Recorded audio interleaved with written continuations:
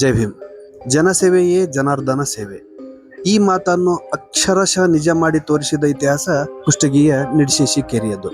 2018-19ರಲ್ಲಿ ಸರ್ಕಾರಕ್ಕೆ ಸಾಧ್ಯವಾಗದ ಕೆಲಸವನ್ನು ಕುಷ್ಟಗಿಯ ಜನತೆ ಒಬ್ಬ ದಕ್ಷ ಆರಕ್ಷಕ ಅಧಿಕಾರಿಯ ನೇತೃತ್ವದಲ್ಲಿ ಮಾಡಿ ತೋರಿಸಿದ್ದರು. ಕೊಪ್ಪಳದ ಶ್ರೀ ಗವಿಸಿದ್ದೇಶ್ವರ ಅಜ್ಜನವರ ಆಶೀರ್ವಾದದೊಂದಿಗೆ ಅಂದು ನಡೆದ ಹೂಳೆತ್ತುವ ಕಾರ್ಯ ಇಂದಿಗೂ ಇತಿಹಾಸ. ಆದರೆ ಇಂದು ಅದೇ ಕೆರೆ ಮತ್ತು ಉದ್ಯಾನವನ ಕಣ್ಣೀರು ಹಾಕುವ ಸ್ಥಿತಿಯಲ್ಲಿದೆ. ಇಂತಹ ಸಮಯದಲ್ಲಿ ಅದೇ ದಕ್ಷ ಅಧಿಕಾರಿ ಮರಳಿ ಕುಷ್ಟಗಿಗೆ ಬಂದಿರುವುದು ಜನರಲ್ಲಿ ಹೊಸ ಸಂಚಲನ ಮೂಡಿಸಿದೆ.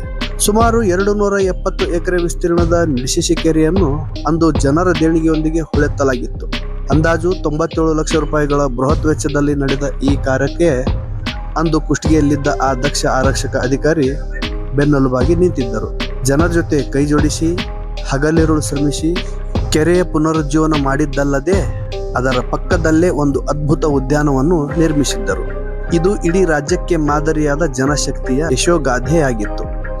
ಆದರೆ ಇಂದು ಪರಿಸ್ಥಿತಿ ಬದಲಾಗಿದೆ. ಅಂದು ಪ್ರೀತಿಯಿಂದ ಕಟ್ಟಿದ ಆ ಉದ್ಯಾನವನ ಇಂದು ನಿರ್ವಹಣೆ ಇಲ್ಲದೆ ಸೊರಗಿದೆ.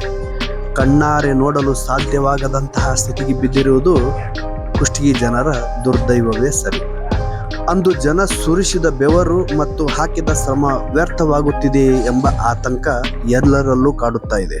ವಿಶೇಷವೇನೆಂದರೆ ಅಂದು ನಿಡಶೇಶಿ ಕೆರೆಯನ್ನು ಕಾಪಾಡಿದ್ದ ಅದೇ ದಕ್ಷ ಅಧಿಕಾರಿ ಈಗ ಮರಳಿ ಕುಷ್ಟಗಿಗೆ ವರ್ಗವಾಗಿ ಬಂದಿದ್ದಾರೆ. ಇದು ಕುಷ್ಟಗಿ ಜನತೆಗೆ ಹೆಮ್ಮೆಯ ವಿಷಯ.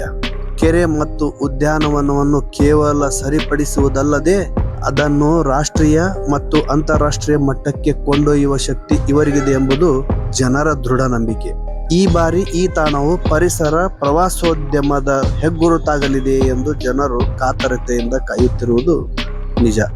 ಗವಿಸಿದ್ದೇಶ್ವರ ಅಜ್ಜನವರ ಕೃಪೆಯೊಂದಿಗೆ ಜನಶಕ್ತಿಯ ಬೆಂಬಲದೊಂದಿಗೆ ಈ ದಕ್ಷ ಅಧಿಕಾರಿ ನಿಡಶೇಶಿ ಕೆರೆಗೆ ಹಳೆಯ ವೈಭವವನ್ನು ಮರಳಿ ತರುತ್ತಾರೆ.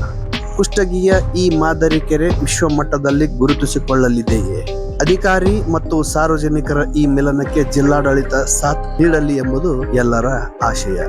ಈ ವಿಡಿಯೋ ಇಷ್ಟವಾದರೆ ಲೈಕ್ ಮಾಡಿ ಮತ್ತು ಕುಷ್ಟಗಿಯ ಅಭಿವೃದ್ಧಿಯ ಬಗ್ಗೆ ನಿಮ್ಮ ಅನಿಸಿಕೆಗಳನ್ನು ತಿಳಿಸಬಹುದು. ಧನ್ಯವಾದ.